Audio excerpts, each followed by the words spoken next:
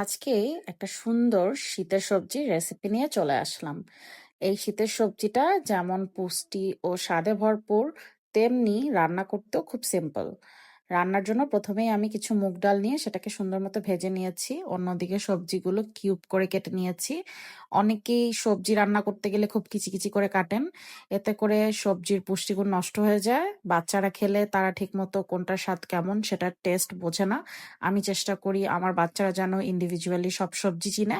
তাই আমি মোটামুটি এমন সাইজ করে কাটি যেটাতে প্রত্যেকটা টেস্ট তারা আলাদা করে বুঝতে পারবে। এরপর হলুদ, আদা বাটা, রসুন বাটা, তেজপাতা এবং লবণ দিয়ে সব সবজিগুলো মুগ ডাল সহ ভালো মতো কষিয়ে নিচ্ছি। এখানে আমি একটুও তেল ব্যবহার করিনি। সবজি থেকে যে পানিটা বের হয়েছে সেটাতেই এই সবজিটা মোটামুটি রান্না করার চেষ্টা করেছি এবং শেষে ডালটা হওয়ার জন্য, মানে ডালটা যাতে একটু নরম হয়, তার জন্য আরো কিছু পানি অ্যাড করেছি। এখানে একটু গরম পানি অ্যাড করলে ভালো, তাতে করে সবজিগুলো সিঙ্ক হয়ে যায় না এবং সবজিগুলো দ্রুত সেদ্ধ হয়ে যায়। এবং এই পর্যায়ে আমি একটা বোম্বাই মরিচ সুন্দর মতো কেটে এই সবজির ভিতরে দিয়ে দিয়েছি। এরপর এটার যে ফ্লেভারটা হয় আসলে এটাই হচ্ছে এর বেস্ট একটা ব্যাপার। আমি শীতের সময় বোম্বাই মরিচ পেলে সবকিছুতে দেওয়ার চেষ্টা করি, সাথে ধনিয়া পাতা। তবে হ্যাঁ, আমি যদি শুকনা মরিচ এবং পাঁচফোড়ন দিয়ে এই সবজিটা করি সেক্ষেত্রে আমি এই বোম্বাই মরিচটা আর দেই না।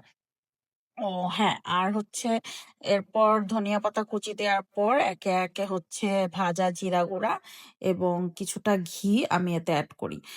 বোম্বাই মরিচের সাথে ঘিয়ের ফ্লেভারটা আমার কাছে মনে হয় দারুণ যায়। তারপর একটু নাড়াচাড়া করে ঢেকে এটা সরিয়ে নিয়ে চুলায় তেল গরম করে তাতে পেঁয়াজ কুচি এবং রসুন কুচি দিয়ে সেটা সুন্দর মতো বেরেস্তা বা মানে ফোড়নের জন্য সুন্দর করে লাল মতো ভেজে নিই।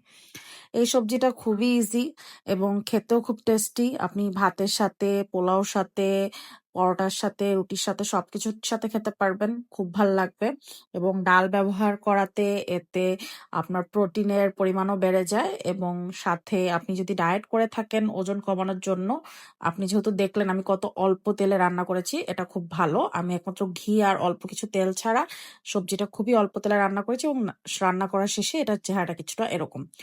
রেসিপিটা কেমন লাগলো কমেন্টে জানাবেন। Thanks for watching.